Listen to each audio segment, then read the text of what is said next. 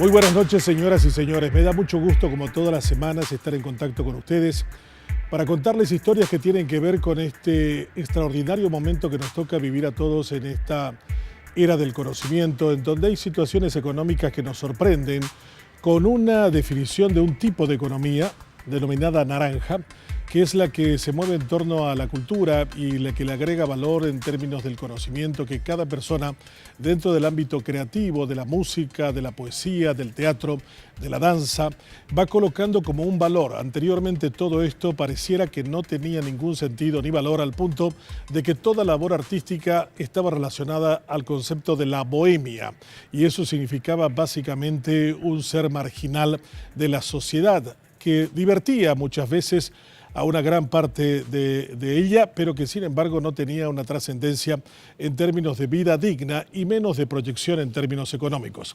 Hoy la denominada economía naranja es una potente forma de entender y de manifestarse en términos culturales la imagen de un país. Me ha sorprendido notablemente saber que Buenos Aires es una ciudad que tiene más teatros que Londres y Nueva York, y que, por ejemplo, estén entre nosotros en el Paraguay artistas que pueden vivir absolutamente del arte y demostrar con capacidad y creatividad el amplio horizonte que se abre para cada uno de nosotros en un país que tiene muy desarrollada la inteligencia emocional y las capacidades artísticas y culturales. De esto estaremos hablando esta noche para profundizar en términos de cuánto tenemos que aprender, proyectar y valorar lo cultural, lo artístico y lo educativo.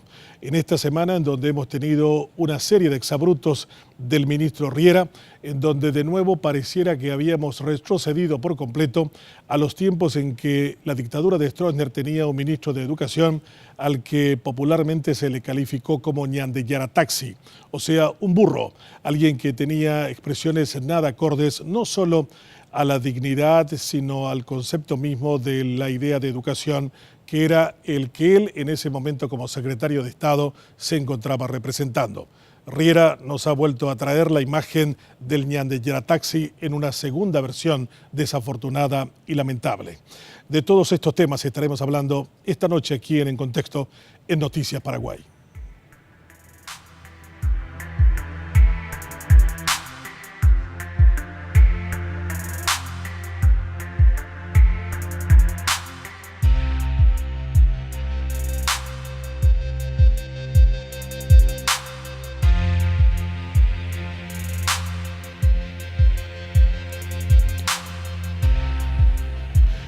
Una de las cuestiones sobre las que realmente me satisface muchísimo es contar las historias de éxitos. Hoy está con nosotros un chico exitoso. Su padre, un gran abogado, Roberto Ruiz Díaz Labrano. Él estudió para seguir la misma huella, para meterse a un bufete jurídico, y sin embargo se ha convertido en uno de los grandes referentes musicales de la juventud paraguaya. Él es Roberto Ruiz Díaz, más conocido como Chirola. Buenas noches, ¿qué tal? ¿Cómo estás? Buenas noches. Muchísimas gracias por invitar y por ser persuasivo también, porque la verdad que me encanta hablar contigo. Me parece que es un espacio que no estoy acostumbrado también, ¿verdad? Dentro del estilo de entrevistas que doy, pero que me encanta porque saca también el otro lado mío que hablábamos también fuera de cámara, ¿verdad? Que es todo este mundo apasionante que no tiene tanto que ver con la bohemia, pero sí tiene que ver con la organización del arte, de la música, del entretenimiento, de las estrategias y de las políticas que como artistas tenemos que empezar a llevar para construir también escena, ¿no? ¿Qué es ser un artista en el Paraguay en este momento, o para ti específicamente? Y para mí es lo único que realmente quiero hacer, ¿verdad? Ser compositor de canciones. Inclusive más que subirme al escenario, siempre cuento una anécdota de que a pesar de que pasaron 10 años y no sé cuántos cientos de conciertos, antes de subirme me genera una adrenalina y un ataque de nervios muy profundo, ¿verdad? Que es lo que me hace dudar de seguir y al mismo tiempo es lo que me hace seguir, ¿verdad? Porque es adrenalina. Pero definitivamente en el momento que comencé y que comenzamos era un riesgo y era un poco mal visto.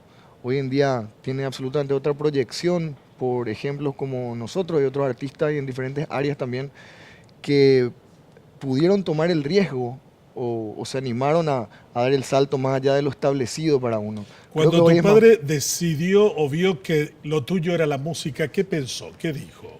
¿O qué dijo la familia? En mi casa fue muy natural, porque si bien mi viejo es un docente, un intelectual, también es muy creativo dentro de su trabajo, ¿verdad? Y en casa siempre hubo mucha música, es una anécdota que siempre cuento, ¿verdad? Los domingos estaban repletos de discos de vinilo, mucha curiosidad por los Beatles de chiquititos. Ajá. Mi hermano del medio también es un alucinante músico y también un poeta, un intelectual. A mí me tocó una faceta un poco más extrovertida por ahí, de cómo empezar mi expresión artística, ¿verdad? Que me encantó también porque es como que antes de estar preparado, antes de saber quién era, antes de saber que yo sabía que quería hacer música, pero todo lo que se nos dio a nosotros fue como una coincidencia. Es como que nos pusieron así en el medio de los leones y bueno, véanse, ¿verdad? Con su creatividad, con su música, con el prejuicio que puede haber también entre en aquel momento las segmentaciones que habían de tribus también musicales. Aprender a tocar, aprender a expresarse, aprender a gestionarse, a ser artista independiente, autogestionado en el Paraguay. Fue un desafío que 10 años después es lo que más orgullo nos da, ¿no? Roberto, hay mucha gente que hace lo mismo que tú, pero sin embargo no tiene el éxito que tuviste. ¿Cuándo te enamoraste de una bandida? Por ejemplo, eso es un caso muy especial, que habla del comienzo de la banda, donde eso por ejemplo, es una canción que implica un chiste muy interno nuestro, que no debería haber por ahí sido exteriorizado, ¿no? Que se nos fue de las manos. Que de hecho que no es una composición mía, yo también atravesé la primera etapa de ser cantante o cantor, porque tampoco me considero del todo cantante. Fue una etapa de intérprete que tuve que simplemente interpretar nuestro sentido del humor, que había otro compositor dentro de la banda que eso era lo que hacíamos como relajo, ¿verdad? Sí. Justamente para no ser serios, lo que no queríamos era ser serios. Esa canción o esa oportunidad lo que fue para mí realmente fue un acercamiento a un ritmo popular, ¿verdad? ¿Cuándo sabes que un tema es un hit? ¿O cuándo te diste cuenta de que ese era un hit? Mi primer hit como artista viene casi 3 o 4 años después de la banda, ¿verdad? Porque que yo ahí empezaba, en realidad tenía una colección de canciones, pero bueno, cuando entendí que, ok, primero que nada tengo que pisar y darme a conocer, ¿verdad? Y salió una canción que se llama Ruta 1, Ruta 2, que es súper simple, son 3 acordes, pero que ya narra de una manera un poco más interesante la idiosincrasia paraguaya, ¿verdad? No digo que esta primera etapa sumamente popular no haya sido interesante también, porque finalmente tocó con una fibra. Pero a partir de esa canción empezó todo un proceso donde yo entendí que la gente podía bailar y al mismo tiempo decir cosas más pesadas, ¿no? El ejemplo ya más adelante de canciones como Señor Bombero o esa camada de canciones que en realidad están disfrazadas. Hay un plan ahí que siempre tuve de alguna manera de cómo hacer llegar no sé si un mensaje, porque no me considero un mensajero para nada, o cómo narrar mis experiencias un poco más profundamente sin ceder a lo chabacano o a lo fácil, ¿verdad? Y eso realmente creo que es uno de los méritos más grandes de la banda, que pasó justamente lo que vos decís, a un entendimiento de que ellos son los populares que hacen esto, Los Ojos Rojos, Siente el Movimiento, canciones que ya hablan de una búsqueda paraguaya, latinoamericana, de un entendimiento global ya de expresión. Roberto, perteneces a lo que algunos socialmente consideran los chetos. ¿Cómo conectás con la gente que no es cheta? ¿Cómo el tema de ustedes ingresa en el gusto popular? ¿Cuál es la clave? Me gusta tu pregunta, Benjamín, porque siempre dejaba el filo ahí, como, ¿qué voy a responder?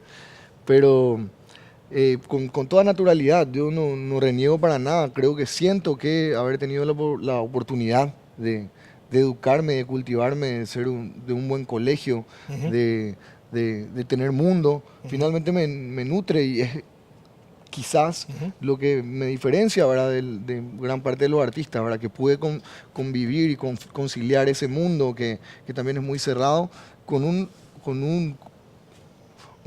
viaje en lo que significa recorrer Paraguay, salir del país como artista, de abrir mi horizonte también como paraguayo. Me parece que si bien seguramente un poco tengo esa percepción en la gente que me conoce también sabe que soy sumamente accesible y sumamente sensible a nuestro país, a nuestra cultura, a nuestra búsqueda. Dentro de mis posibilidades y con mi entendimiento otra vez y ya un poco que ya me da vergüenza no manejar el guaraní como debería, que es también una asignatura pendiente en pos de convertirme en este artista que supongo que llegará a los 50, no sé cuándo. ¿Y cómo se organiza un grupo exitoso como Cachiporros? Nosotros somos, aparte de una banda, y te contaba, y cuál es la base del éxito, que si era yo solo con mi guitarra y con mis canciones, probablemente estaba debajo de un mango tocando o trabajando de otra cosa. Nosotros supimos conformar equipos, supimos entender que cada uno tiene particulares dones y talentos que armando una red se podía explotar mucho mejor. Yo sé que soy bueno haciendo canciones y manejando artística y brotando de ideas creativas casi todo el rato, pero si no tuviera una persona como Fernando, que es el baterista de la banda, que es sumamente organizado y metódico, o como Germán Lesme, que es nuestro manager y es muy buen vendedor, o como Julio Troche, que creo que conformamos el equipo central. Julio es un tipo súper técnico y que sabe manejar gente.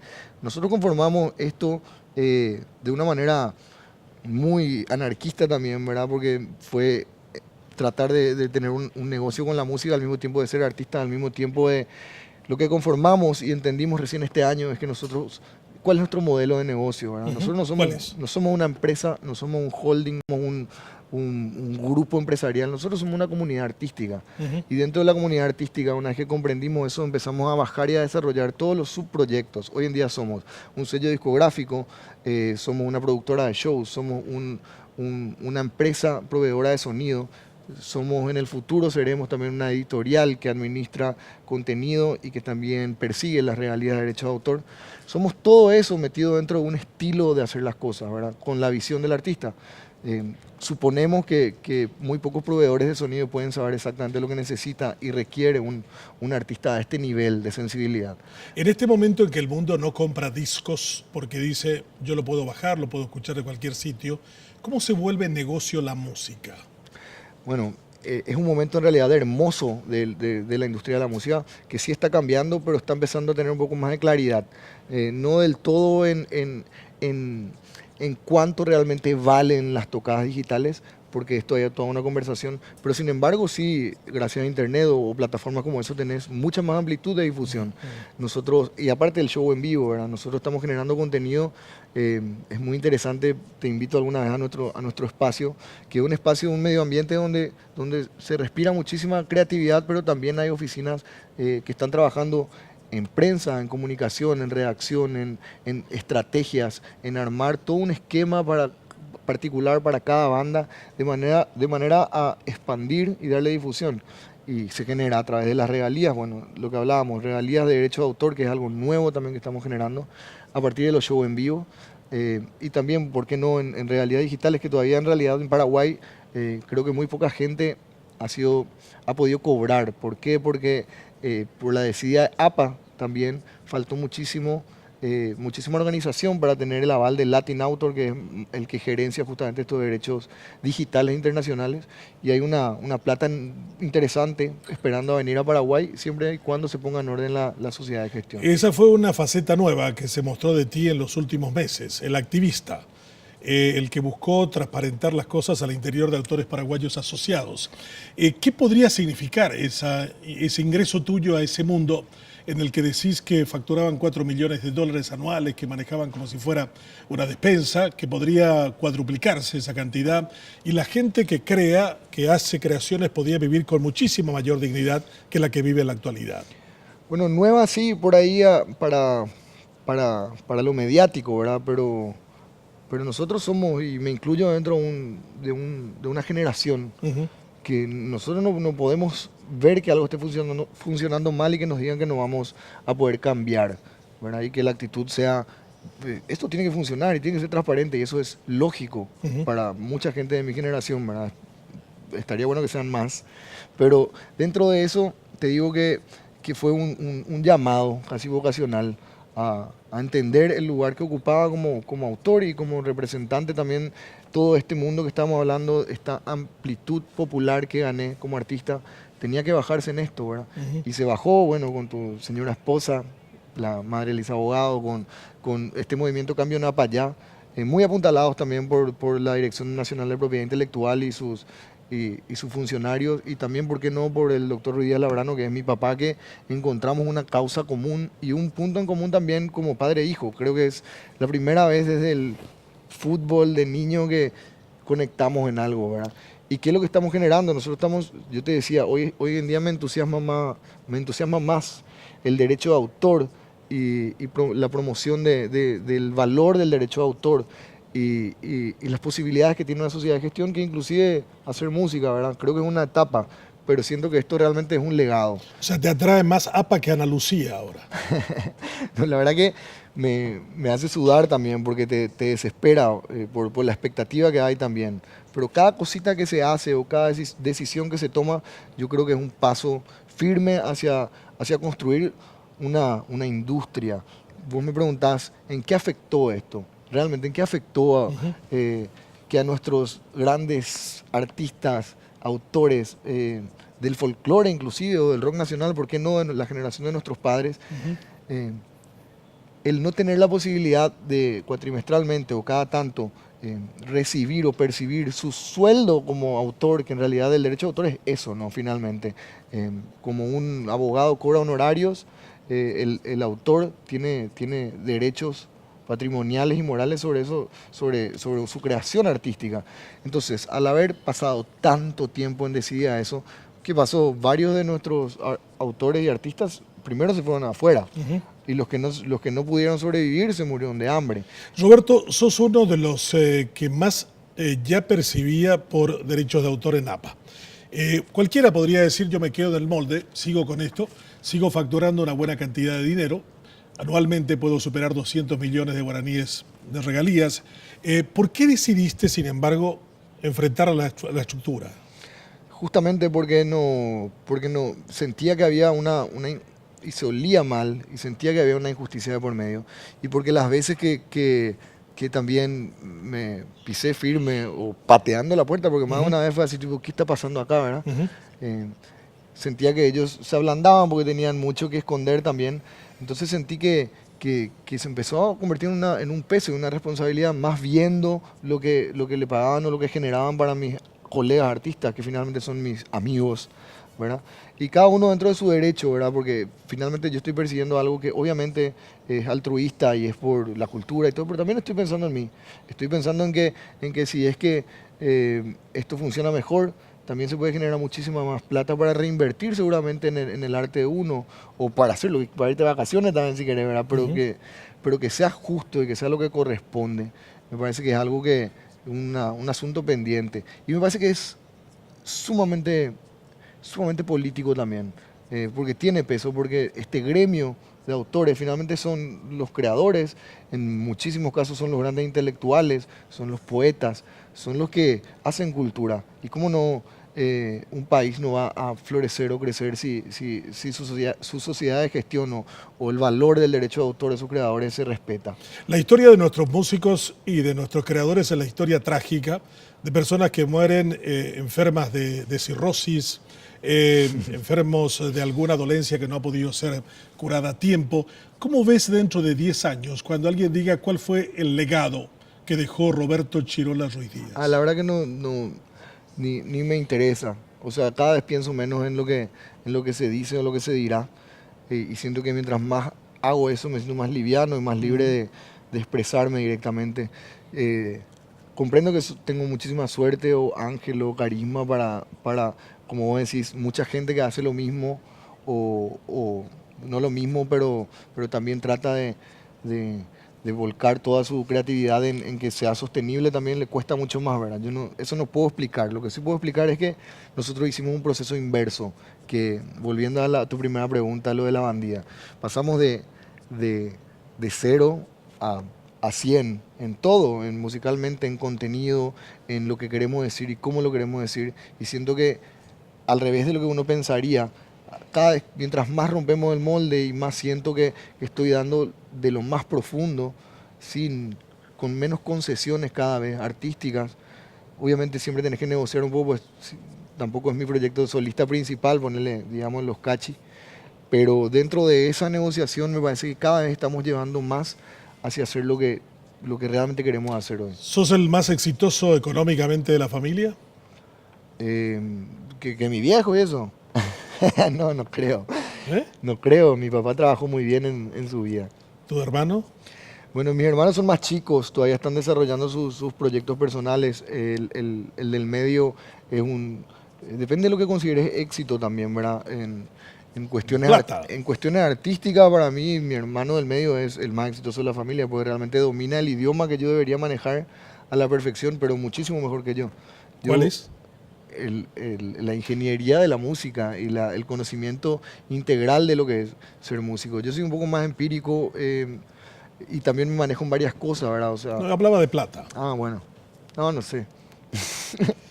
Roberto, ha sido un placer No, que estés con quedamos nosotros cortos. esta noche. Sí, yo sé que Pido tienes perdón una- porque vine medio despeinado. La producción no me avisó. Sé que tienes una obligación posterior. Te agradezco mucho tu tiempo con nosotros. No, gracias. Roberto Siempre un Chirola Ruiz Díaz, un chico exitoso, líder de la banda Los Cachiporros y la de Roberto, contándonos su historia personal, su compromiso en términos sociales en la reclamación y reivindicación de los derechos del autor y poniendo en valor esto de la economía naranja. Un ejemplo patente y elocuente de que realmente se puede ser exitoso en el amplio sentido de la palabra desde la música. Después de la pausa, otros detalles del tema de esta noche.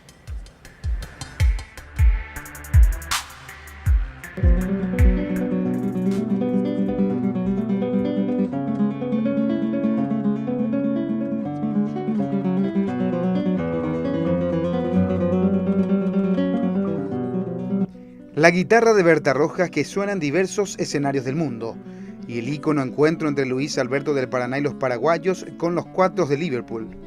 El 4 de noviembre de 1963, en el Teatro Príncipe de Gales, en Londres. Son solo retazos del arte nacional que ha logrado trascender las fronteras. El arte del Paraguay es y ha sido valorada en todo el mundo por su belleza y autenticidad. Desde los versos de Manuel Ortiz Guerrero hasta la prosa de Augusto Roa Bastos, las letras de nuestra cultura han marcado un horizonte promisorio, pero que comúnmente han acabado en el infortunio, ya sea por el acoso de una enfermedad insanable o por el inequitativo aprecio en nuestro territorio. El destino final de nuestros artistas a lo largo de la historia no ha sido congruente con el valor de sus obras. Manuel Ortiz Guerrero, uno de los mayores trovadores de nuestra tierra, murió en la pobreza. Hoy día, Efrén Cambadí Echeverría, una de las proezas de la guitarra popular, lucha por conseguir una pensión que le permita cubrir sus necesidades básicas. Paraguay es un país de grandes artistas y de sueños rotos, probablemente por el bajo interés de los sucesivos gobiernos hacia la educación. Lo dijo el propio Augusto Roa Bastos en una entrevista que daba a la televisión argentina en el año 1995, lejos de considerar un exilio a su estadía de 30 años en Buenos Aires. La calificó como una beca para ensanchar sus conocimientos. No me sentí exiliado aquí, porque de todas maneras Buenos Aires para nosotros fue siempre un lugar un lugar no mítico, sino más vale real, donde se pueden adquirir las cosas que le faltan a uno allá, libros, lecturas, la cultura en general. ¿Ha cambiado el interés del Paraguay hacia la promoción del arte y la cultura? ¿Es el arte en Paraguay la expresión de lo que somos? ¿Cuál es el combustible que mueve a la creación artística paraguaya? Estas interrogantes queremos responderlas hoy en Contexto.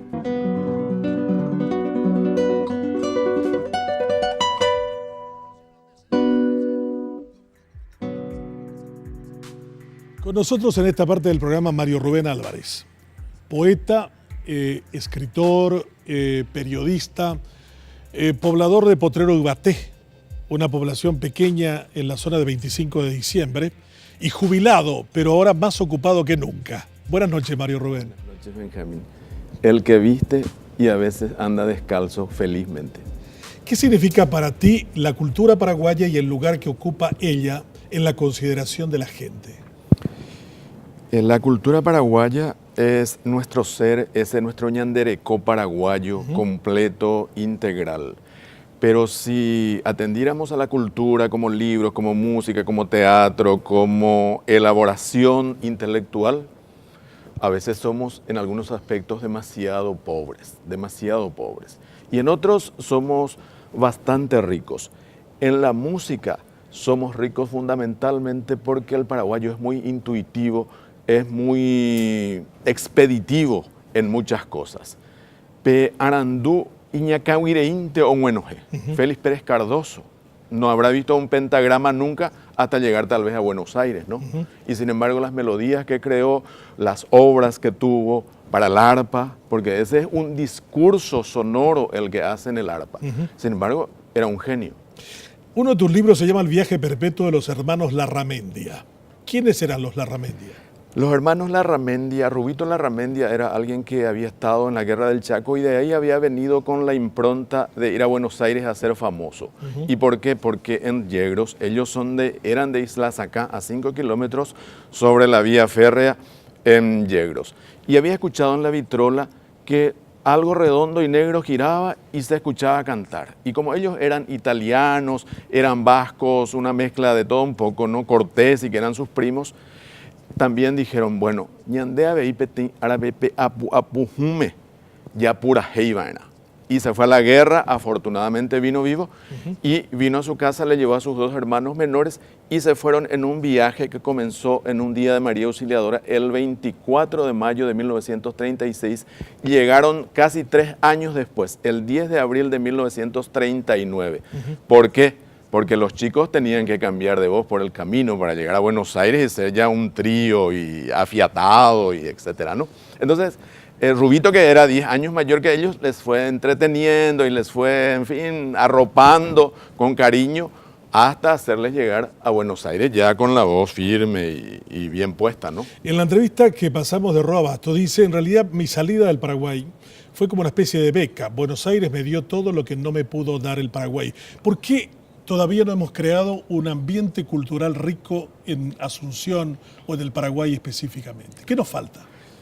Y nos falta sobre todo solidez en lo que estudiamos. Okay. Después de la dictadura, con mucha esperanza, se había masificado la educación. Alguna vez habíamos soñado que los cuarteles fueran colegios, y hay colegios, cuarteles que son hoy colegios, ¿no? Pero hemos aumentado en cantidad, pero no hemos aumentado absolutamente en calidad. Todavía nos falta calidad.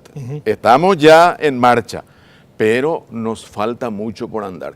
Y fundamentalmente que los maestros sean realmente maestros, ¿no? O sea, ¿al arte que le hace falta público? También le hace falta, Un público con conocimiento, con capacidad de comprender y de entender la belleza, Claro. la armonía. ¿Por qué del Paraguay, si no venís de Buenos Aires, pareciera que no triunfaste nunca? Bueno, quizás hace algunos años, Sí. pero hoy no. Hoy se triunfa también acá. Hay grupos que pueden vivir, acá Chirola te decía, Grupo Generación, Contrapunto, los Ojeda, etcétera, ¿no? Ellos viven de su arte y viven dignamente y viven acá, ¿no? Pero eso había comenzado en la década del 20, del 30, era evidentemente otra época en la que Flores, Mauricio Cardoso Campo, etcétera, los grandes de la música paraguaya, como acá no había ambiente, acá el músico era un pobre diablo, ¿no? Y allá era un señor, un gentleman, alguien que era valorado, que componía, que cobraba sus derechos autorales en Sadaic. Acá APA comienza, escuché que estaban hablando, y comenzó en 1951, y allá ya era Sadaic, allá uno componía, escribía, ganaba dinero y trabajaba, y era digno, ¿no? Entonces, de ahí se saltó a Europa en la década del 50, ¿no? Pero afortunadamente, para la música al menos, yo creo que hoy también acá podemos triunfar y vivir con cierta holgura, ¿no? De las viejas historias populares, cuentan que una persona fue a pedirle la mano de la hija a un señor y le dice, ¿usted en qué trabaja? Y yo soy músico. Le dije, ¿en qué trabaja? Se entendía que el músico no era alguien que realmente realizaba una labor, es cierto. ¿No? Y en identificaciones también a veces suelen contar, ¿no? Dice que el músico es espectacular hasta que no le guiñe el ojo a tu hija. Ajá. Ahí ya cambia la cosa, ¿no? La otra historia es, tengo más hambre que un poeta. Tú que eres un poeta, me imagino que en algún momento alguien te habrá dicho, no, ya me asunto de Mario Rubén. Ella dedicana de ganar plata. Aguirre Manota te habrá dicho, ¿no? Alguna vez me dijeron efectivamente, ¿no? Porque la gente cree que es de haraganes, de gente que no tiene nada que hacer, etcétera, ¿no? Y yo desde el momento en que afortunadamente fui descubriendo cuando en 1977 gané un concurso de poesía en el Instituto de Cultura Hispánica que tenía, porque el jurado era Villagra Marsal, era José Antonio Bilbao, Gómez Sanjurjo, es decir, gente que entendía. Entonces yo dije, a la pucha, lo mío puede que valga, ¿no? Entonces fui trabajando en esto. Y no digo que vivo, que soy rico, ¿no? Pero no vivo en la pobreza absoluta, ¿no? ¿Por qué no sale más la poesía que la novela, por ejemplo, en los paraguayos? Porque hay más poetas que novelistas. Porque yo creo que ñandé paraguayo ñane ate un mundo, ve. Muchas veces tenemos genio e ingenio, pero no contracción al trabajo. Escribir una novela es un trabajo en el que tenés que estar mucho tiempo encima del papel, del texto, romper, tirar, etc. Y puede que amoite y vas a ver y care lleguen de vi. Una poesía, en cambio, es una hoja, se resuelve en una noche, un borrador, mañana se pasa en limpio y se tira. No es demasiado trabajo. O se salva, ¿no? Cuando uno cree que es válido, ¿no? Entonces, uno va juntando 70 hojas, 100 hojas, un libro de poemas. Mario Rubén contaba la historia de la educación y de los maestros. Una vez le pregunté a Elvio Romero en la casa de Carlos Villagra Marsal en Santiago de Chile. Fuimos juntos a una feria del libro. Y le dije a Elvio, ¿quién es para vos el más grande poeta del Paraguay? Y me dijo, de lejos, Benjamín Ortiz Guerrero. Entonces yo, para provocarle, porque sabía que él era casapeño, le dije, va, y se vio con y la neana eso. Entonces él me dijo, Jaime, no es la del fin chamorro ese maestro, ya llamado la ganata. Como diciendo, realmente el genio creador de Ortiz Guerrero tiene un maestro detrás, que fue el que le llevó de la mano para conocer a ese poeta romántico extraordinario, que era Rubén Darío ya de la época, y lo convirtió en un gran lector, y realmente fue la mano que guió a ese gran poeta. ¿Los maestros son determinantes, Mario? Sí, son muy determinantes. En el caso de Ortiz Guerrero, Rubén Darío, la musicalidad de la poesía en español de él es extraordinaria. Pero Ortiz Guerrero a Ortiz Guerrero se le achacaba que él era una copia rubendariana trasnochada y atrasada, ¿no? Sí. Y bueno, pero esa era su voz y esa era la que encontró, ¿no? Finalmente, y eso también de alguna manera lo justifica, ¿no? Pero él en Panambiverá, por ejemplo, en guaraní es un poeta inmenso. Es un poeta inmenso y muy original. Y ahí no tuvo que copiarle a Rubén Darío ni a nadie. Esa era su propia voz. Lo que significa que había desarrollado una propia capacidad de expresión.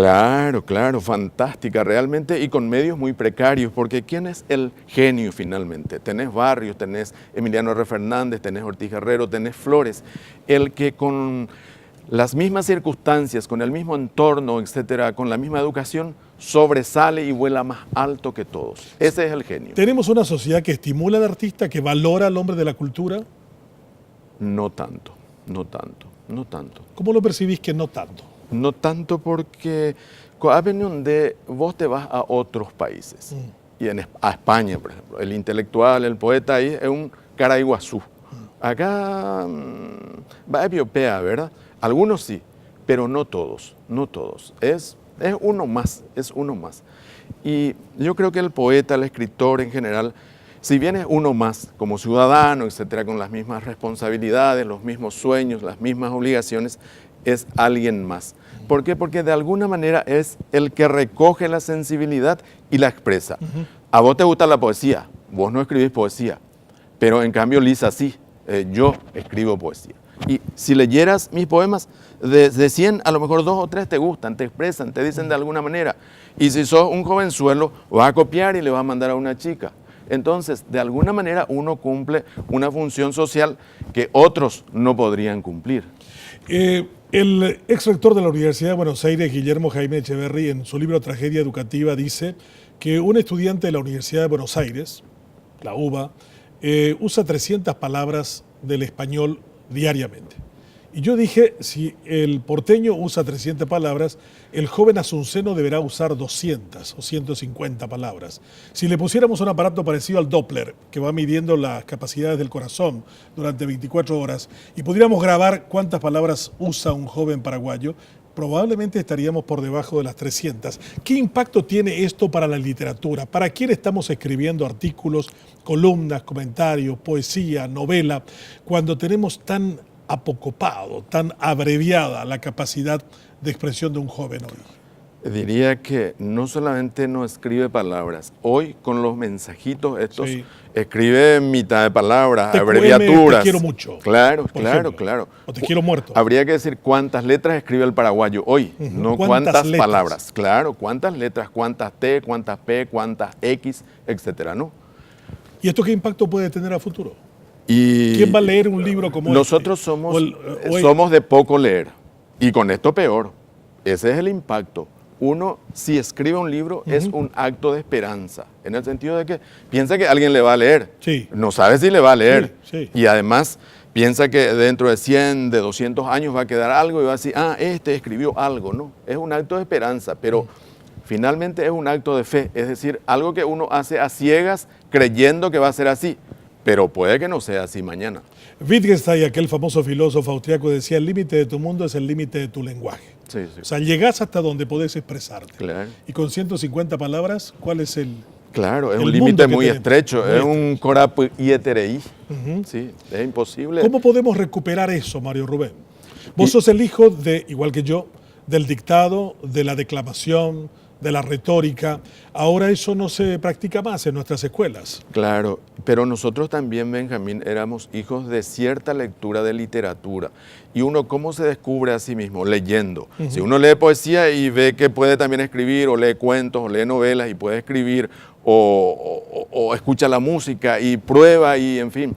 Bueno, pero eso hoy casi en los colegios no se lee muy poco. El estímulo que hay para la lectura, de lo que yo conozco, puede que no sea tanto, ¿no? Pero es demasiado escaso. De manera que estamos construyendo un porvenir sombrío para todos nuestros jóvenes. Estoy mirando la cantidad de libros que editaste, que escribiste, y estoy pensando quiénes van a leer todos estos libros, Mario Rubén. Estos libros, Benjamín, insólitamente se leen. Porque con el doctor Julián Navarro Vera, cuando nosotros empezamos a publicar esto en el 2003, íbamos a hacer un tomo. Este es el primer tomo. Después dijimos, vamos a hacer 2. Las voces de la memoria. Y las voces de la memoria que recogen las historias de las canciones populares, de los artículos que yo he ido publicando en el diario Última Hora desde hace 18 años. Lo publico aún. Entonces, para que queden algo más sólido y duradero, bueno, estos libros. Pensábamos que solo 2 tomos íbamos a hacer. ¿Llegaron a cuánto? Llegamos a 10 tomos. ¿Y qué es un libro exitoso acá? Cuando pagas tus cuentas y te queda algo de dinero para el siguiente tomo. No me digas que ganamos plata, que compramos algo de esto. Absolutamente. Estamos hablando de libros ¿de qué tirada? Y 1000 ejemplares, alguna reedición de 1000 más. La de Emiliano R. Fernández, que es el tomo más exitoso. Este es el 8º tomo, ¿no? Okay. Claro, este se habrá reimpreso 2 veces al menos, 3000 ejemplares 3.000 aproximadamente. Mario Rubén Álvarez, un gran y exquisito poeta, a quien conozco hace 40 años. Me hace una dedicatoria de uno de sus libros. Dice: a Benjamín, desde el recuerdo de aquel tiempo compartido en el que nuestro salario eran libros. Y en realidad, ¿te acordás que hacíamos programas de Radio Chaco Boreal y nos pagaban con libros? 40 libros cobrábamos, dividíamos por 8, nos tocaba 5 libros. Y hojarasca no eran libros, tenían forma de libros, pero eran, no sé, de extraterrestres y afines. Y el que nos pagaba se encargaba después de comercializarlo. Era un personaje el que nos pagaba, ¿eh? Sí. No, lo que pasa es que nosotros teníamos un contrato con la librería internacional, pero teníamos 2 intermediarios pillos. Esos eran. Esos ya nos saqueaban por el camino. ¿Y qué hacía con los libros que nos saqueaban? Y Los vendían, seguro, ¿no? Leían, porque eran ávidos lectores los dos. Los dos. Y después vendían. Qué Y al linda- principio costaba 100, después 70, y terminaba uno comprándole por 20. Qué linda historia. Yo felicito al que nos robaba los libros, porque los leía, pero sin embargo ahora ni se roban libros. No, para nada. No, vos podés tener cualquier cosa sobre tu mesa y va a desaparecer. Los libros van a continuar ahí, quién sabe, sine die. Mario Rubén, un gran gusto, como siempre, hablar contigo, y más todavía hablando de literatura, de los creadores, de tu producción bibliográfica, y por supuesto del gran placer de saberte mucho más activo ahora que estás jubilado. Así mismo es, así mismo. Mario Rubén Álvarez con nosotros en esta parte del programa, después un hombre del teatro, 35 años con la quijotada llamada Arlequín. El brillante José Luis Ardizone con nosotros después de la pausa. Decir teatro en el Paraguay es hablar de José Luis Ardizone, que cumple 35 años con una quijotada llamada Arlequín. Qué gusto tenerte esta noche aquí. Bueno, gracias de nuevo por la invitación, pero sí, son 35 años de Arlequín. Yo particularmente, bueno, tengo algunos cuantos más. Ahora, ¿por qué se crea Arlequín y si lo pensaste que era sostenible en el tiempo? No, nunca pensé que fuera sostenible, no. Fue simplemente una explosión de necesidad de hacer algo, porque era una época muy difícil, no teníamos acceso. Yo estaba con el grupo Gente de Teatro, no teníamos acceso al teatro municipal, nos habían echado, expulsado de ahí. La sala que disponíamos para hacer nuestras presentaciones era solamente el Centro Cultural Paraguayo Americano, todavía no era el Teatro de las Américas, y todos los grupos que no tenían cabida en el municipal utilizaban el Centro Cultural. Entonces nos tocaba, si teníamos suerte, 10 días, trabajar tanto tiempo para después hacer 10 días. Entonces llegó un momento que yo dije, bueno, yo tengo una necesidad de hacer teatro durante más ocasiones en el año. Y me puse a buscar un local para abrir una sala de teatro propia. Una quijotada realmente, ¿no? Bueno, trabajaba como arquitecto, era arquitecto, gracias a Dios me iba muy bien en mi profesión y me largué con el apoyo de mi familia, de mi esposa fundamentalmente, porque yo comprometí todos mis bienes en hacer una sala de teatro. Y bueno, y funcionó. Yo mismo miro para atrás y digo, ¿cómo? Han pasado 35 años y seguimos acá. Es un poco un milagro casi. Pero ¿cuál es la alquimia? ¿Qué es lo que se ha podido combinar para que Arlequín continuara? ¿Cómo se elige una obra que va a ser representada por el grupo Arlequín? Sí, nosotros nos propusimos al comienzo ofrecer espectáculos que fueran en primer término divertidos, pero divertidos en el mejor sentido de la palabra. La diversión no es solamente ir a reírse. La diversión es fundamentalmente inquietar el espíritu, emocionarse, hay veces también llorar. Uno hay veces se divierte llorando también, ¿verdad? Y sobre todo haciendo espectáculos, haciendo obras que de una u otra manera inquietaran al público, les dejaran algo, que la gente no saliera del teatro preguntándose solamente ¿y a dónde vamos a comer? Sino que, y si van a comer, que durante esa comida la conversación sea sobre lo que vieron, ¿verdad? Es decir, que el teatro de alguna forma reflejara las inquietudes, las virtudes, los defectos del ser humano, de nuestra sociedad, ¿verdad? ¿Hubo alguna experiencia internacional que te marcó y que hayas dicho, esto es lo que yo quisiera hacer en el Paraguay también? Bueno, sí, tuvimos la suerte de ser invitados en varias ocasiones a presentarnos en escenarios extranjeros. Empezando, la primera experiencia grande así fue llevar Madre Coraje de Bertolt Brecht al Teatro San Martín de Buenos Aires. ¿Qué pasó ahí? Fue maravilloso, fue una semana de funciones, nosotros pensamos que... En un gran público. Un gran público, el público argentino, y una gran sala como la del Teatro San Martín. Y bueno, y eran funciones a sala llena todas las noches, ¿no? La obra había tenido también éxito acá, pero indudablemente aquello fue apoteósico. Para nosotros aquello fue así una experiencia increíble. Lo mismo pasó después en Córdoba. Un festival internacional al que fuimos con una obra de Alcibiades, El Grito del Luisón, y el público casi echó las puertas del teatro para entrar a ver el espectáculo que presentábamos. Bueno, eso nos marcó y nos dimos cuenta de que no éramos menos que nuestros hermanos argentinos, a quienes consideramos como los grandes del teatro latinoamericano y mundial casi, ¿no? Vos acabás de decir que Buenos Aires tiene más salas que París y que Londres. Sí. Y es verdad, es así mismo, ¿verdad? La Argentina tiene un público increíble, fundamentalmente Buenos Aires. Y que ese público nos respondiera en aquello, eso nos marcó muchísimo. José Luis, el teatro, como cualquier manifestación artística, depende de los creadores. de los dramaturgos, de aquellos que escriban obras. ¿Cómo hacer representaciones cuando uno no tiene una gran oferta? ¿Cómo se nutre Arlequín? Bueno, muchas de las obras, la gran mayoría de las obras que presentamos son de dramaturgos extranjeros. Y creo que justamente ese es uno de los problemas del Teatro Nacional, la falta de más dramaturgos. No quiere decir que no existan, existen. Y muy bueno. Alcibiades, por ejemplo, González del Valle, está volviendo a escribir teatro. Nos vamos a dar el gusto de hacer el año que viene una obra de él, la última que escribió.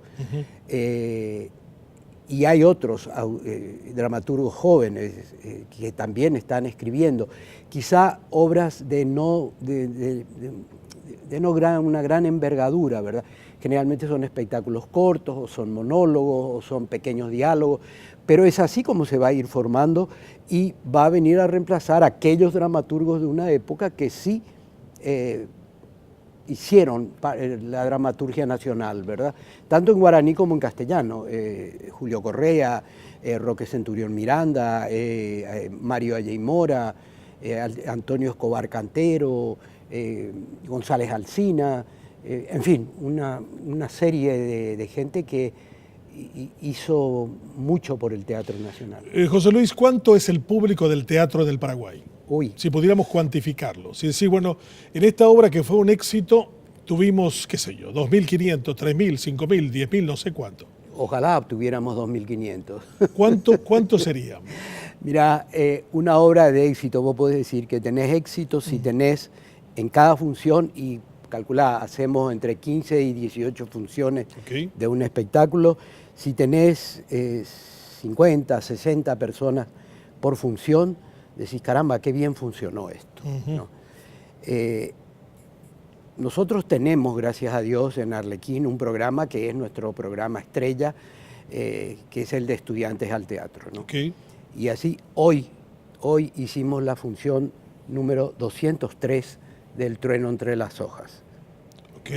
Eso para un público estudiantil. Fundamentalmente estudiantil. En tantos años de trabajo, ya se puede decir que alguien que fue a ese tipo de espectáculos hace 30 años, ahora está siguiendo las obras de Arlequín, se forma público a través de eso. Hoy por hoy, el mayor porcentaje del público que asiste a nuestros espectáculos tiene entre 25 y 45 años. Y esa es la gente que hace unos años ya participó de este programa de estudiantes y en la cual se le abrió la inquietud. A lo mejor no es la cantidad que uno hubiera deseado, porque si vienen alrededor de 30.000 chicos, este año fueron 50.000 y pico, si vienen 30.000 normalmente como promedio al año de jóvenes estudiantes, si vos conseguís que el 10% de esa gente después vaya yendo espontáneamente al teatro, ya es una maravilla. Y creo que no llegamos a ese 10%, pero entre un 7 y 8 estamos. José Luis, el teatro es un arte caro y complejo. Ahí hay vestuaristas, ahí hay maquilladores, ahí hay, en fin, un montón de personas que trabajan para temporadas muy cortas. ¿Cómo se hace negocio en el teatro? ¿O cómo se vive del teatro? No quise decir cómo vivís del teatro. Sí, mira, es un poco difícil de responder, porque toda la gente que hace teatro, es decir, por lo menos nosotros en Arlequín, todos los que hacen teatro, desde el vestuarista, el peluquero, el maquillador y los actores fundamentalmente, ¿verdad?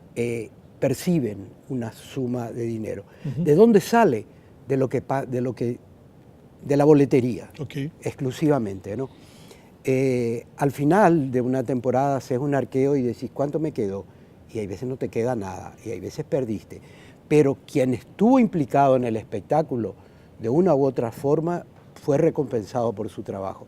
Con eso no va a vivir, pero por lo menos va a pagar los gastos de trasladarse de su casa al teatro y salir a comer algo al terminar una función. ¿Qué podemos hacer para promover el teatro del Paraguay? ¿Qué hace falta? Yo creo que evidentemente alguna política oficial que... Proyectos de incentivo fiscal tipo mecenazgos, como los que tiene en Estados Unidos, como tiene sin duda que son deducciones de impositivas, que diga yo soy un hombre rico y digo yo puedo deducir un 1 o 2% de lo que yo pago de impuestos para que Arlequín represente obras de calidad de este tipo. Y yo le doy ese dinero a José Luis Ardizone y con eso él se encarga de representar eso. Sí, bueno, eso no existe, por ejemplo, ¿verdad? Pero eso podría existir. Desde luego que podría existir, de como existe en muchas partes del mundo, ¿no? Pero es muy difícil, es muy difícil. Uno va a pedir apoyo a una empresa para una puesta en escena o para una temporada completa y no tenés ese apoyo, no te dan, ninguna empresa te da. ¿verdad? Sí, y pero si te dan canje, que bueno, que ya es algo, ¿verdad? Pero el hombre rico que uno... Yo viví mucho tiempo en Estados Unidos y cuando veía todo lo que dio Andrew Carnegie, el rey del acero, o David Rockefeller en Nueva York, esta gente en realidad tiene muchas ganas de apoyar el arte, la cultura, el teatro, las manifestaciones en términos de museos, pero mucho lo hace porque puede deducir fiscalmente un porcentaje de sus ganancias. Claro. En este país que tanto se habla de la cuestión del impuesto, que hay un grupo de gente que tiene una alta concentración de riqueza, podríamos hacer un cambio enorme si podríamos pasar una ley de mecenazgo que permitiera de que se puedan financiar actividades de este tipo deduciendo fiscalmente un porcentaje determinado. A lo mejor es culpa nuestra, de los que estamos directamente implicados en el... Que no le hacen el lobby correspondiente. Que no hacemos el lobby correspondiente, sí. ¿Entendés? Pero indudablemente eso va a ayudar enormemente a la difusión del teatro, ¿no? Hoy cobramos unos precios de entradas que son bajos si vos comparás con lo que cuesta una entrada de teatro en otra parte y aún así la gente te dice, ay, qué caro, te dice. 50, promedio, una entrada al Teatro de Arlequín, ¿cuánto cuesta? ¿50.000? 50.000. ¿Y en Buenos Aires podría costar cuánto? Y en Buenos Aires podría costar 100.000. Acá también cobramos 100.000, pero pagando con cierta tarjeta entran 2 por ese precio, por 100.000. Es decir, te quedan 50, porque el 98% de la gente que se va tiene esa tarjeta y paga con esa tarjeta. ¿Entendés? Pero te veo exitoso, José Luis, te veo contento, te veo feliz, no te veo quebrado para nada. Me ha sido para mí un gran honor entregarte este año el Premio Antorcha de la Libertad de Radio Libre en sus 20 años y veo que realmente te sigue maravillando esta tarea de hacer teatro en Paraguay. Y sí, porque hago lo que quiero, es mi vocación. Gracias a Dios tengo a mi familia cerca haciendo lo mismo. Que también le gusta, ¿no? ¿O lo hace porque papá lo hace? No, absolutamente. Jamás fueron presionados ni sugeridos. ¿Qué aportaron ellos al negocio del teatro? Bueno, su talento joven, sus ganas y sobre todo veo en ellos, fundamentalmente en Pablo y Alejandra, que son los que están más cerca, ¿verdad? La posibilidad de continuación, de continuidad, ¿no? ¿Consideras que el público paraguayo es grato o ingrato? Es grato, pero hasta cierto punto. Yo, mirá, te cuento, yo salgo, me voy al súper, camino por ahí en una reunión social y la gente se acerca y me dice, caramba, Ardizone, qué bueno lo que hace, te felicito, así, ¿cuál fue la última obra que viste? Y... ustedes estaban antes en Villamorra, ¿verdad? Te dice. Eso hace muchísimo tiempo.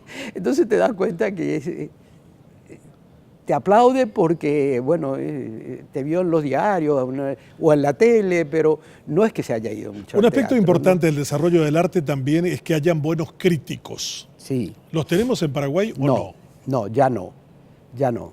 Después que se dejaron de escribir o se murieron los últimos, Aguadé, Jorge Aguadé, Ruiz Nestosa, Oscar Torrens, ya hoy no existe nadie. Hoy no se podría escribir la historia del teatro a través de los comentarios de prensa. No se podría. No se podría, absolutamente. Hoy el único recurso que tenemos nosotros es, al terminar la función, decirle al público, si les gustó, por favor, escriban en el Facebook de Arlequín, en las otras cosas, que en el Twitter, en no sé qué. Y entonces esa es la historia que recopilamos hoy. Lo que el público opina, que no es un comentario crítico, sino es lo que sintió, la emoción que le produjo un espectáculo. Y con eso estamos construyendo la historia ahora. ¿Y por qué crees que no hay críticos? Porque no les interesa, no es que no exista, yo creo que existe gente capaz de escribirlo, pero a los medios de prensa escritos, no les interesa esa parte no es negocio. Porque finalmente el crítico les permite a ustedes crecer, saber cuáles son los errores, las fortalezas que necesitan ser aplicadas. Nos enojábamos mucho con Jorge Aguadé, por ejemplo, cuando nos metía palo, ¿verdad? Pero indudablemente Jorge Aguadé era un tipo que nos enseñó muchas cosas, ¿no? ¿Cuál es nuestra mayor carencia educativa, José Luis? ¿Qué nos falta como país? Educar, fundamentalmente educar. Creo que lo que se está haciendo no es educar, sino dar algunas pautas de qué es esto, qué es aquello, pero educar en el amplio sentido de la palabra. Hoy leía una entrevista a Fernando Katz, un ensayista argentino en el diario El País de Madrid, que dice: los argentinos tenemos una mediocridad no asumida. Yo decía, bueno, caramba, si nos miráramos los paraguayos, ¿qué diríamos? Que tenemos algo menos que mediocridad. Gracias, José Luis. Gracias a vos una vez más. José Luis Ardizone, gran actor, gran director de teatro también, hablándonos sobre este género en el que también en otros países han encontrado una expansión extraordinaria en la denominada economía naranja. Nos hace falta educar. De eso vamos a hablar después de esta pausa, con Robert Cano y con Francisco Jiménez.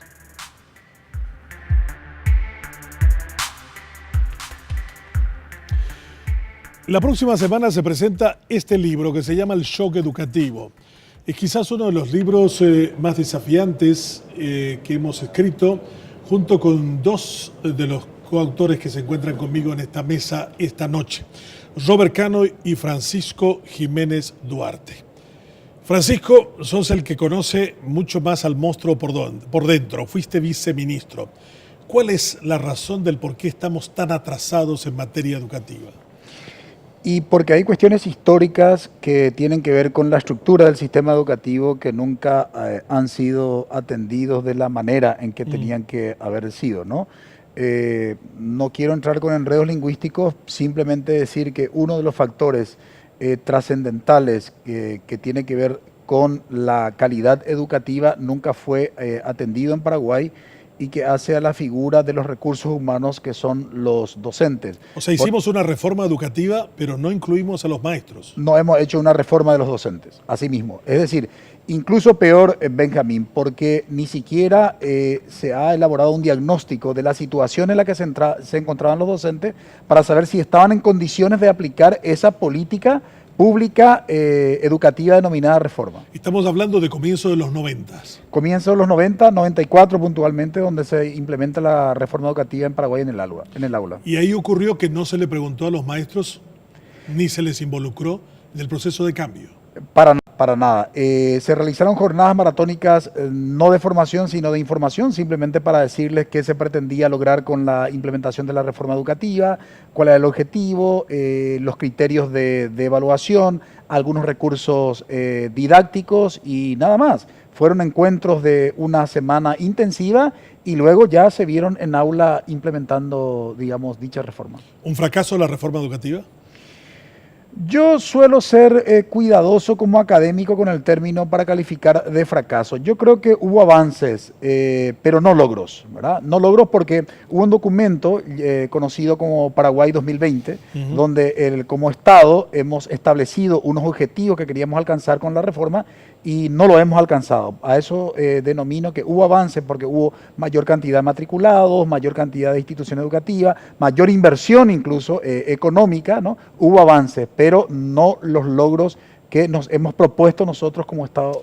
Ahora, obtener. Si miráramos los resultados, Francisco, en este momento estamos entre los últimos en materia de educación primaria, secundaria y universitaria según el World Economic Forum, el Foro Económico Mundial. Eso si tuviéramos la posibilidad de hacer una evaluación, si la educación fuera una empresa, esta estaría en bancarrota, ¿o no? Sí, definitivamente.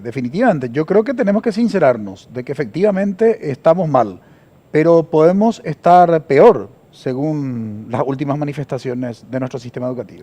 Robert Cano es ingeniero, metido al tema educativo, está detrás de un proyecto de carácter experimental en Caazapá, una de las poblaciones más pobres del país. La más pobre. ¿Qué es lo que has encontrado en tu proceso de experimentación con maestros y con alumnos? Realmente, cuando vamos yendo a lo práctico, Benjamín, encontramos que la causa para nosotros era fundamental de estos resultados que no son nada alentadores tienen que ver con el proceso de alfabetización de los niños. O sea, el hecho de que el mismo ministerio nos haya dicho que solamente 1 de cada 4 niños, uno de cada 4 niños entiende lo que lee en el tercer grado, nos explica cuál es la razón por la cual después nuestra educación secundaria y universitaria tenga esos resultados que decías vos, ¿verdad? Si el niño no entiende lo que lee en esos 3 o 4 años críticos, comenzamos a generar una generación de memoristas, de chicos que no tienen capacidad de expresar, y lo que hacen de alguna forma es tratar de replicar lo que está en los libros, memorizándolos y no entendiendo justamente, ¿verdad? Yo tengo casos en una escuela de Fernando de la Mora de chicos de 6º grado que no saben leer ni escribir. Uno pregunta cómo llegaron a pasar de grado, cómo llegaron al 6º grado sin saber leer ni escribir. Y eso porque dicen las maestras tienen la obligación de hacerlas pasar a todas las personas, a jóvenes que están en este sitio.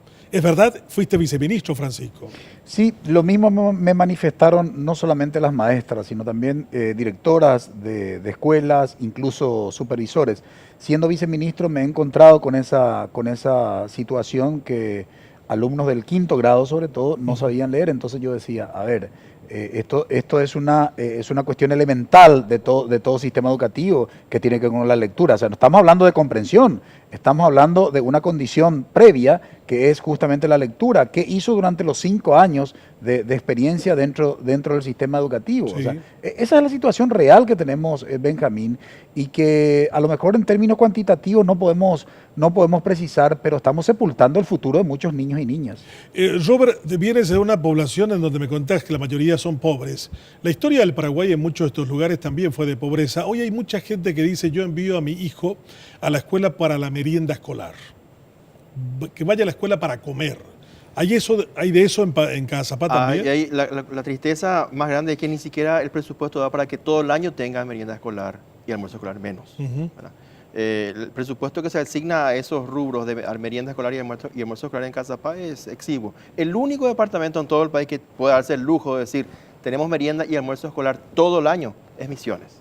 El resto de los departamentos no tiene recursos suficientes para cubrir todo el tiempo, todos los días, esos dos rubros. ¿Qué es lo que figura en este libro que crees que son datos importantes para ser conocidos? Para mí, ya que hablaban del tema de la reforma y de la ligereza con la cual permitimos el ingreso de los maestros a partir del 90 hasta el 2002 más o menos, en ese periodo ingresaron cerca de 35.000 maestros con el solo requisito de tener la matrícula habilitante. No hubo ningún concurso de oposición en ese proceso.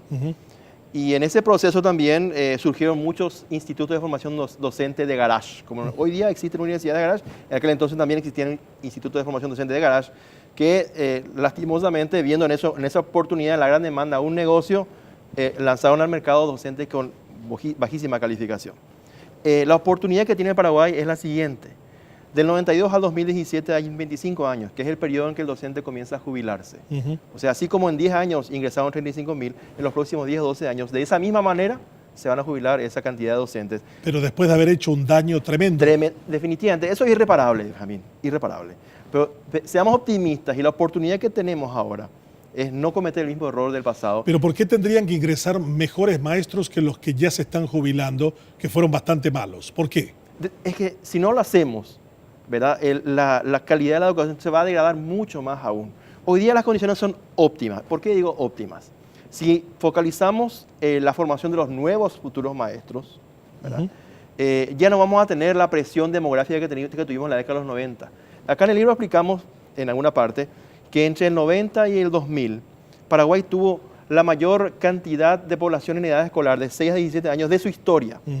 Afortunadamente tuvimos la reforma ahí que con sus luces y sombras trató de cubrir esa enorme demanda, pero como decíamos recién, el factor docente fue el factor que descuidamos. Entonces, ahora en este periodo del tiempo en la historia ya no hay esa presión demográfica por más alumnos. La matrícula se estabilizó, ¿se entiende? Ya tenemos la cantidad de escuelas suficiente también. Ahora es el momento ya de, con mente fría, comenzar a planificar esa reposición de maestros con calidad.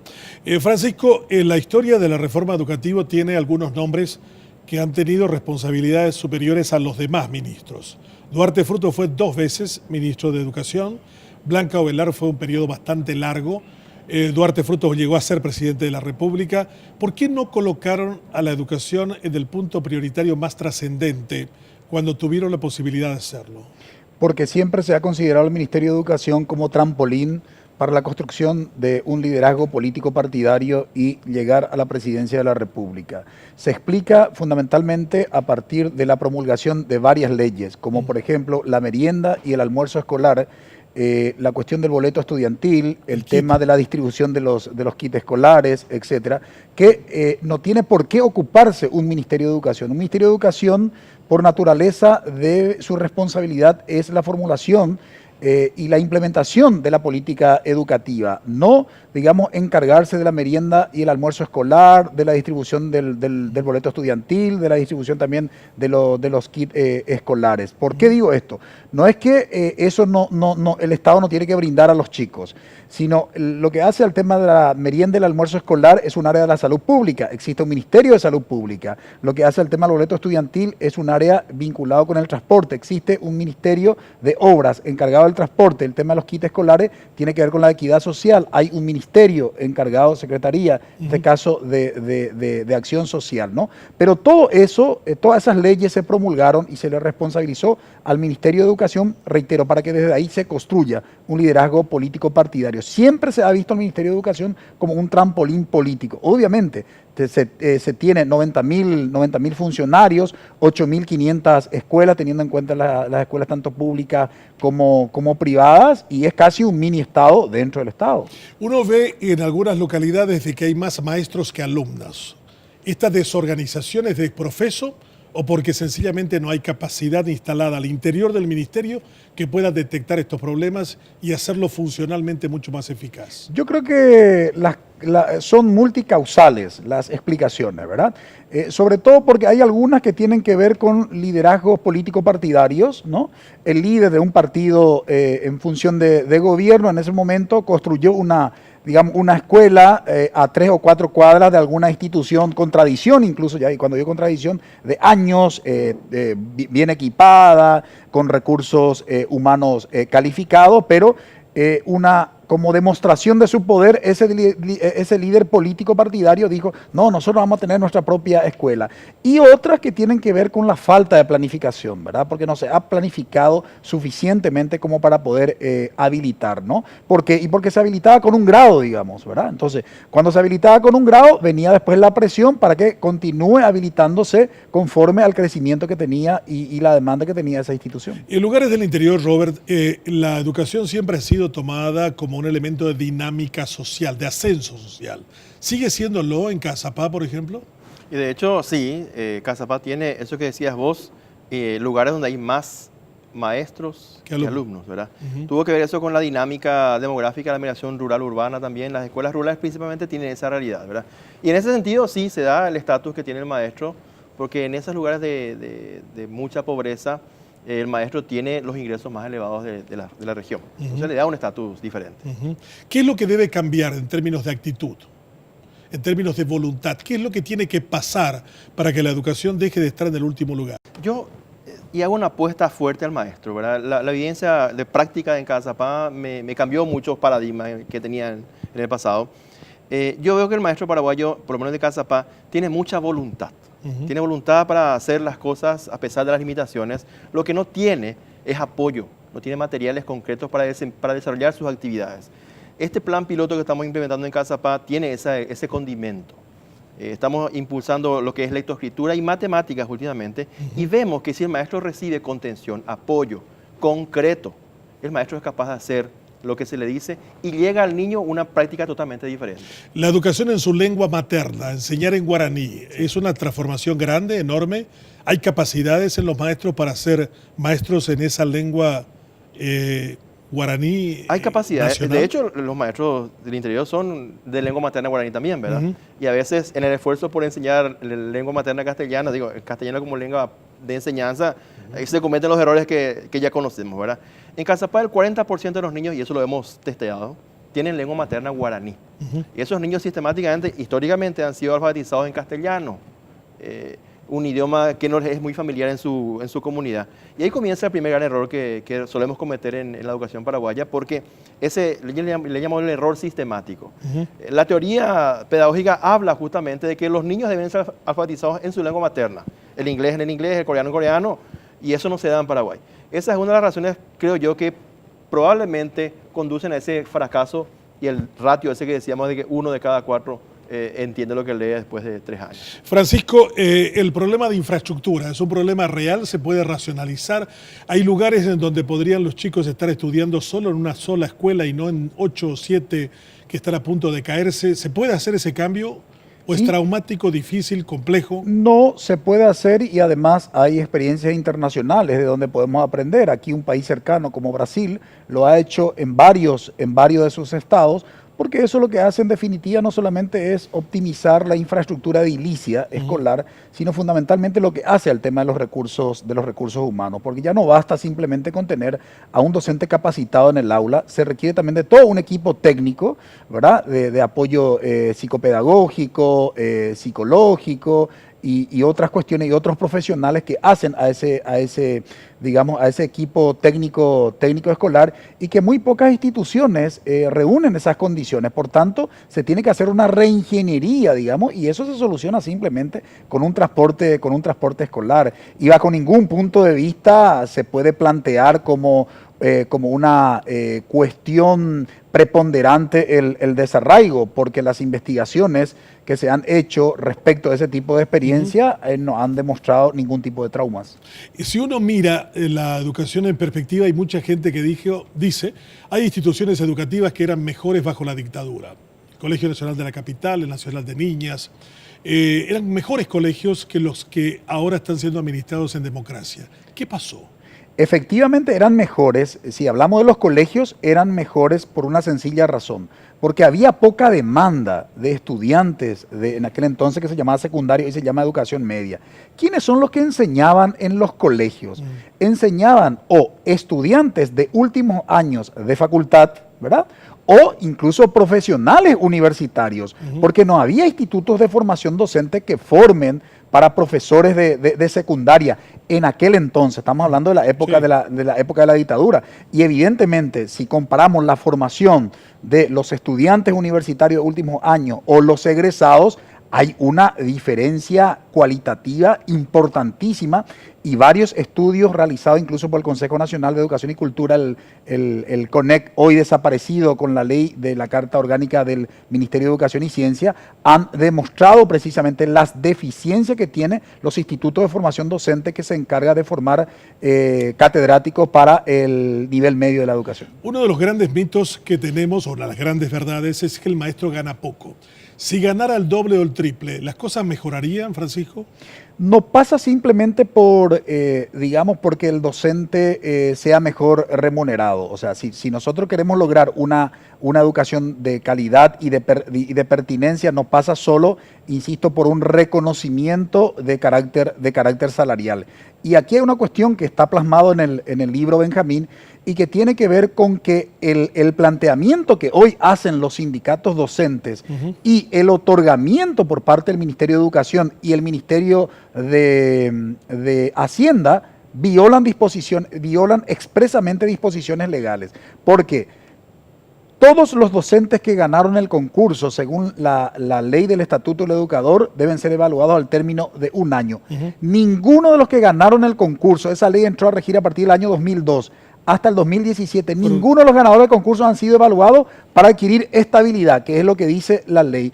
Y también la ley prevé la figura de los docentes,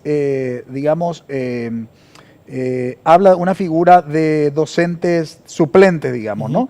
Y que tenemos miles de docentes que entraron bajo esa figura, bajo esa categoría, y dice la ley que no pueden durar más de un año, digamos, con esa figura. Y sin embargo, insisto, hay docentes que hace más de una década están con ese cargo. Entonces, no se puede plantear un salario básico profesional como han hecho los gremios docentes, y me disculpan, o sea, es justo, es ético, ¿verdad?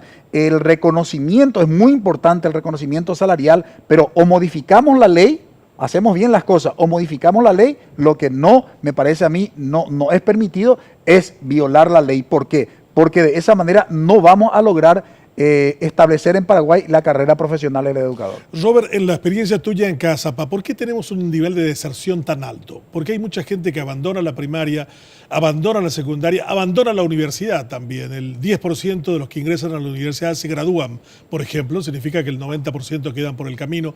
¿Por qué la gente no cree que la educación sea una cuestión por la que valga la pena sacrificarse, como sí ocurre en sociedades asiáticas fuertemente dominadas por el confucianismo de Confucio, de su filósofo? ¿Por qué no tenemos eso en Paraguay? Hay dos factores. Uno tiene que ver con las estadísticas que están falseadas de alguna manera, y eso se demostró hace poquito. Nos decía, el mismo ministro Riera nos decía que hay 130.000 alumnos fantasmas en la nómina.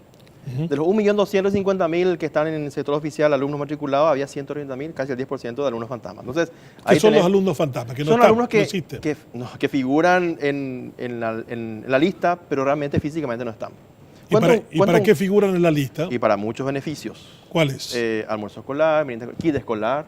Les cuento un caso concreto porque Misiones, el gobernador de Misiones me comentó en su momento que ellos encontraban del preescolar al sexto grado 22.000 alumnos en la nómina, de todo el departamento, pues ellos para alimentarlos, ¿verdad?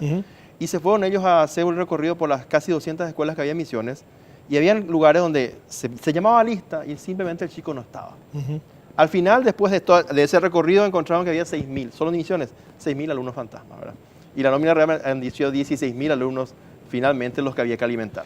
Y con eso sacan el alimento, lo comercializan, lo venden. ¿Qué es lo que hacen? ¿Dónde está el negocio? Desconozco las razones, lo que hacen finalmente. Imagino que no va a ser nada santo, no quiero tampoco opinar, pero hay beneficios como el kit escolar, la merenda escolar, la gratuidad, que concede bien, es un monto fijo por cada alumno que está matriculado. Bueno, son beneficios que la educación recibe directamente en función a la matrícula que tiene. El otro argumento son los 200 días de clases. Es un mito, nunca nadie cumplió esa cantidad, Francisco, ¿no? Sí, y lo peor, Benjamín, que se insistió mucho con el tema de los 200 días de clase, y nosotros tenemos una experiencia en Paraguay que tiene que ver con, digamos, la reforma curricular de los institutos de formación docente en la década de los 90, que un año después de implementarse la reforma educativa en el aula, en el 94, en el 95, digamos, se diseña la reforma curricular de los institutos de formación docente y se establece como carga horaria 4.860 horas para que un docente se reciba. ¿Y cuál es el nivel de nuestros docentes? Entonces, se plantea una cuestión que es condición necesaria como condición suficiente. Es decir, no pasa simplemente por una cuestión de tener mayor carga horaria cuando hay demasiadas debilidades y limitaciones en lo que hace al tema de los recursos humanos. Por eso yo siempre cito el informe McKinsey que dice que la calidad de un sistema educativo depende de la calidad de sus docentes. Nosotros no podemos traer el mejor currículum de estos sistemas educativos exitosos si, insisto, tenemos grandes debilidades y limitaciones de los recursos humanos, es decir, de las personas que tienen que básicamente implementar en aula el currículum. Francisco, ¿estás de acuerdo con que un buen maestro se jubile tan temprano, a los 45 años? Bueno, habría que estudiar. De hecho, no podemos comparar el ejercicio profesional del educador, digamos, con otra actividad profesional. O sea, no podíamos tenerle hasta los 65 años a un docente en aula. Tendríamos que hacer una revisión, ¿verdad? Porque también hay varios estudios que demuestran, en Paraguay ya incluso, ¿verdad?, que los docentes sufren enfermedades a consecuencia precisamente del ejercicio de la Me estás preparando la argumentación con que estás de acuerdo con que se jubile temprano. Estoy de acuerdo con que se jubilen temprano si consideramos los 65 años como edad jubilatoria. Y en cualquier país del mundo, el docente siempre se jubila antes que cualquier otro profesional. En Estados Unidos a los 60 y en Paraguay a los 45. No, evidentemente tenemos que encontrar un punto intermedio, ¿verdad? Obviamente a los 45 no, porque finalmente, llegado a los 45, cualquier profesional se está consolidando, ¿verdad? Como tal. Entonces, 45 no estoy de acuerdo, pero tampoco estoy de acuerdo 60. ¿Por qué esta es una profesión o un oficio tan poco estimulado socialmente? ¿Por qué el maestro se considera una especie de perdedor social, no alguien realmente erigido por sobre cualquier oficio como alguien relevante y trascendente? Como son los maestros en los países escandinavos, en los países asiáticos. Aquí el maestro tiene un problema gravísimo de consideración de su propia autoestima, que es generalmente muy baja. Y por varias razones. Una de ellas es, si yo hago un análisis del discurso de los medios masivos de comunicación contra la figura del docente, es el mediocre, es el haragán, es el que tiene mayor cantidad de días, digamos, de vacaciones, etcétera, etcétera, ¿no? Reviso el discurso de las autoridades educativas, también, digamos, hay un discurso que degrada la función docente. Y obviamente con ese tipo de discursos, qué tipo de autoestima puede tener el docente. Es decir, el reconocimiento social del docente es fundamental y algo que también está plasmado en el libro y digamos con base en investigaciones de otros países, en donde tenemos que ser conscientes como sociedad que no hay aprendizaje sin los docentes. Incluso yo voy más allá y afirmo, no hay educación sin los docentes. Robert, de tus hallazgos también, de lo que hiciste en términos de investigación hasta ahora, ¿podemos ser optimistas con respecto al futuro de la educación paraguaya o no? Yo creo que sí, Benjamín, porque las condiciones, como decía, son óptimas, ¿verdad? Se estigmatiza al maestro como responsable de esto, no es así, es todo un sistema de apoyo el que debe mejorar. El sistema de supervisiones, que hoy día está politizado, el sistema de coordinación también, sabemos bien que esas cuestiones destrozan los esfuerzos que se hacen por mejorar la educación. Si hacemos que ese sistema de apoyo realmente cumpla su rol y le damos al maestro, así con sus limitaciones, acciones así concretas, materiales concretos y que la contención que mencionaba Francisco, yo creo que sí se pueden dar saltos, ¿verdad? ¿Cuánto perjudica todo lo que ha dicho Riera esta semana? Yo creo que me hizo recordar y estuve, digamos, hojeando varios libros del proceso de debate antes de la implementación de la reforma educativa en el aula y he encontrado posiciones muy firmes de aquel ministro de Educación, Raúl Zapena Brugada, cuando sintió la presión por parte, sobre todo, de dos líderes del Partido Colorado, el caso de Blas N. Riquelme y de Papi Sanabria Cantero, ¿no? Que exigía precisamente que el Ministerio de Educación utilizara, digamos, toda su estructura y su infraestructura para que pudieran trabajar por el candidato del Partido Colorado. Realmente eso es importante hoy destacar, me parece Benjamín. Yo creo que las consecuencias lo vamos a tener, no sé si ahora mismo podemos dimensionar las consecuencias, pero creo que muy poco favor el discurso del ministro Enrique Riera en favor de mejorar la situación en la que se encuentra la educación paraguaya. ¿Cómo percibiría un maestro de Cazapá ante una situación como esta? Diciendo lo que dijo Riera, ¿cómo se percibiría él? Presión.